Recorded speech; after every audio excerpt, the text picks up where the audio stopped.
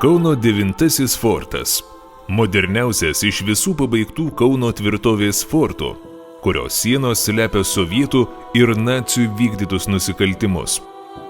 Ši tvirtovė baigta statyti 1913 metais ant aukštumos esančios palei Kumpės kaimą kaip gynybinių įtvirtinimų sistema. Tai strategiškai svarbi vieta, nuo kurios tvirtoviai ir miesto centrui grėsė priešo apšaudymo galimybė.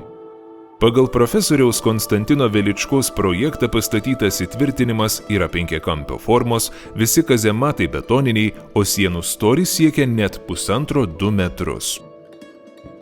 Fortą supa gynybinis griovys su kontreskarpinė siena ir įrengtais kofrais. Čia veikia 2 aukštų kareivinė su langais ir šaudymo angomis. Forte buvo įrengtos ir ano meto naujovės. Laidinis telefonas, generatoriai, gaminė elektrą apšvietimui, vandens siurblių ventiliacinės sistemos darbui. 1941 metais Kauną perėmus vokiečiams fortas tapo masinių žudynių vieta, kurioje myriop pasmerkti apie 50 000 nekaltų žmonių.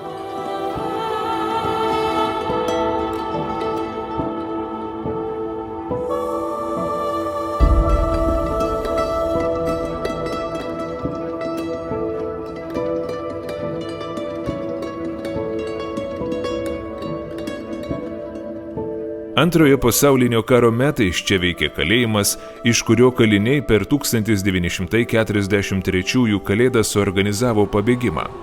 Iš visų 64 pabėgusiųjų tik 11 pavyko sulaukti karo pabaigos ir pranešti pasauliui apie nacių įvykdytus nusikaltimus.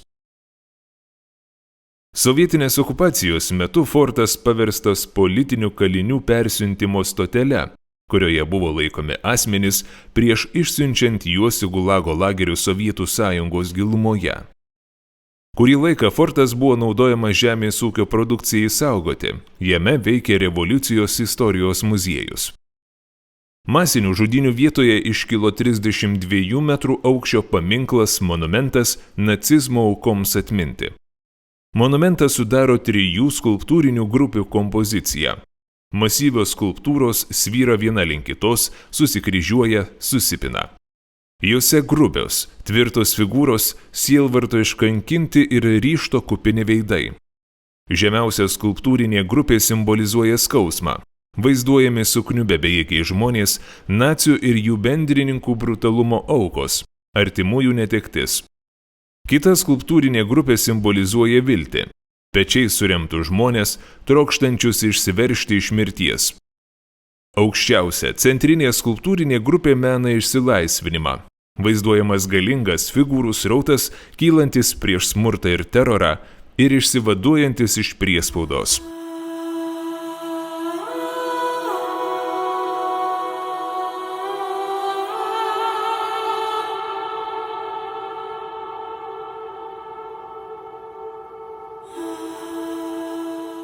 Memorialinio muziejaus pastato architektūra simbolizuoja nuo 10 000 nužudytų žmonių skausmo suaižėjusią žemę. Pastato viduje atpažįstami brutalizmo architektūros bruožai. Didžiuliai grubaus gelžbetonio paviršiai su liejimo raštu, betono, stiklo ir metalo konstrukcijos. Kauno 9 forto muziejaus sienos ir dabar prabyla autentiškais įrašais. Yra išlikusių žmonių priešmirtinių įrašų, įrengta ekspozicija atskleidžianti žydų tautos tragediją Lietuvoje, pasakojanti apie Kauno getą ir žudynes. Prisilieskite prie nepagražintų žmonių gyvenimo istorijų ir išvyskite išskirtinio architektūros stiliaus monumentą, aplankydami šias tvirtovės erdves.